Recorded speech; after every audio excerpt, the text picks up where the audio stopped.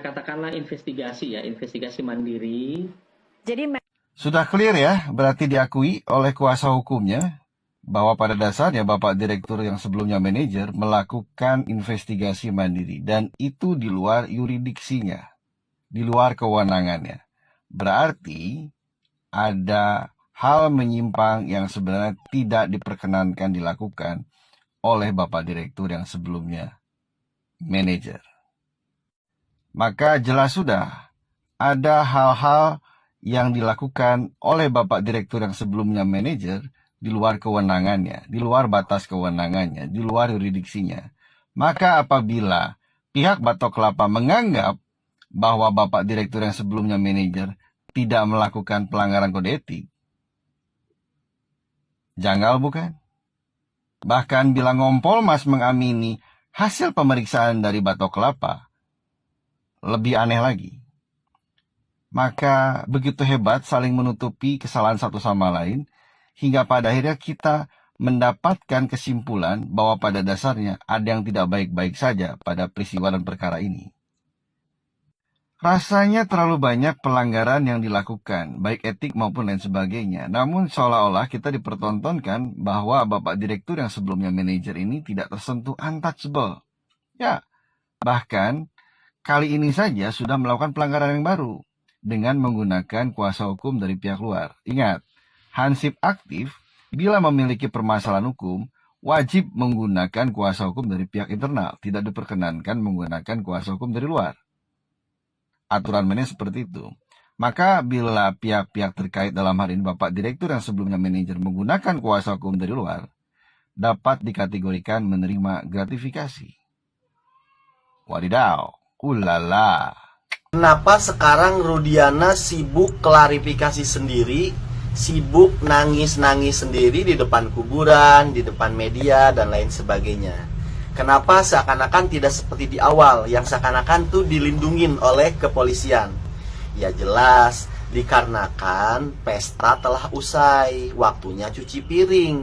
Rudiana lah yang dikasih beban untuk cuci piring. Waktu itu masih ada harapan, yaitu apa? Kasus ini segera P21, segera selesai. Orang-orang yang dapat benefit dari skenarionya Rudiana masih berharap-harap mudah-mudahan kasus ini segera selesai, tertutup sudah.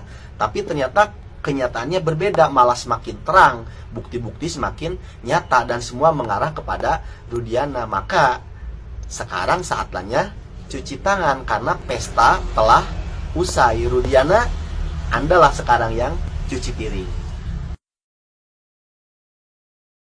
Bapak itu Rudiana adalah hoax dan tidak. Petronas, lu tuh selalu ngomongin ke netizen kalau kita itu jangan sampai mendahului penyelidikan, tapi nyatanya lu langsung bisa berstatement kalau apa yang dikatakan Dede itu fitnah ataupun hoax. Kalau memang klien lu si Aep dan Rudiana itu nggak bersalah, ya jangan disuruh ngumpet, suruh keluar, ya kan, konversi pers ataupun klarifikasi, atau minimal yang melakukan pembelaan diri lah. Biar kami para netizen itu sedikit agak puas, sedikit agak dengar penjelasan dari Rudiana, jangan seolah-olah diam dan membisu dengan 1000 bahasa gitu loh. Kan aneh gitu kan. Jadi bilangin sama klien lu, jangan terus-terusan ngumpet di balik baju coklatnya mereka gitu loh. Karena lu ngerti nggak, si coklat akhir-akhir ini benar-benar nggak ada harganya di mata masyarakat. Karena apa? Ya karena oknum-oknum kayak klien lu inilah gitu lah. Kita ambil contoh ya, kayak kasus si Sambo itu berapa coklat yang kebuang. Terus ada lagi kasusnya Jessica Kumala Wongso yang sampai saat ini pun masih blunder, ya kan. Ada lagi kasusnya Vina, kasus Vina belum kelar, udah nyusul lagi kasusnya Afif yang dari Padang.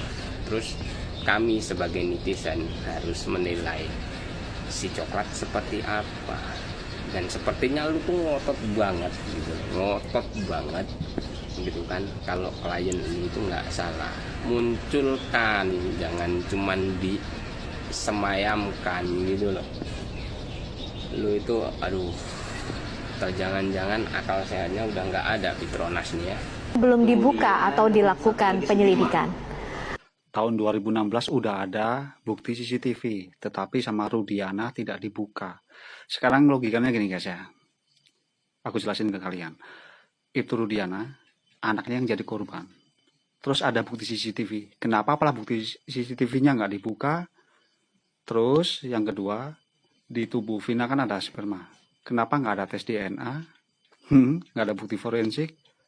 Terus hasil visum juga beda, ya kan? Apalagi ditambah foto-foto Eki sama yang Eki asli berbeda, kumisan sama enggak. Kalian ada kecurigaan nggak sih guys? Semoga ada yang kalian paham. Aku kasih clue-nya gini. Ada apa dengan Ibtu Rudiana dan Vina dan sperma? Coba kalian berasumsi liar. Saya Ibtu Rudiana sebagai Kapolsek sudah pas karena sudah dilakukan penyidikan, penuntutan sampai pengadilan dan sudah memperoleh kekuatan hukum tetap. Jadi dia sebagai orang tua harus menghormati kepolisian. Apakah yang ditetapkan polisi itu benar apa salah, itu dia. Seberat itu posisi Ibtu Rudiana saat ini.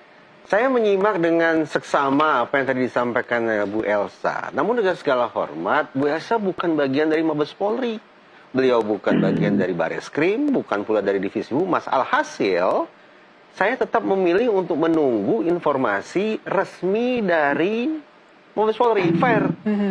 Jadi saya tidak bisa a priori menolak ataupun a priori menerima apa yang disampaikan Bu Elsa, karena memang beliau tidak berada pada posisi untuk, betul kan ya Bu? Ibu tidak dalam atas nama Polri kan? Bukan memberikan informasi, betul, terserah mau terima atau tidak. Nah, kalau saya memilih untuk tetap menunggu informasi dari Mabes Polri, itu yang menurut saya akan sekali lagi menyelesaikan polemik ini. Saya cuma memberikan apakah terjadi pidana publik atau tidak, ataukah terjadi pelanggaran etik atau tidak. Karena misalnya begini, adalah Bu Elsa yang mengklaim Mabes Polri sudah sampai pada sebuah simpulan bahwa ini pembunuhan.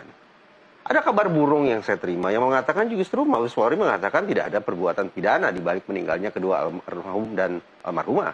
Dan ada pelanggaran etik. Nah, saya mau pilih yang mana? Saya memilih untuk menantikan ada informasi resmi dari Mabes Polri. Boleh saya tahu sumbernya dari mana, Mas Reza? Namanya kabar burung. Tidak terlalu penting juga untuk kita perbincangkan siapa itu. Apakah Ordal ataukah siapa? Yang jelas kita hanya bisa menunggu kapan Mabes Polri konsekuen melaksanakan perintah Kapolri transparan. Ya, tadi kita melihat beberapa statement ya dari kawan-kawan kita, tentunya kita sebagai netizen semua dibuat blunder teman-teman. Kasus ini nggak selesai-selesai sampai saat ini, sampai sidang PK 6 pidana pun telah dilaksanakan. Semoga membuahkan hasil yang kita inginkan dan cepat dibebaskan. Jadi ini ya kita bisa kesimpul ya dari beberapa video yang tadi yang kita tonton ya. Jadi kita tunggukan kenantian kelanjutannya. Assalamualaikum warahmatullahi wabarakatuh.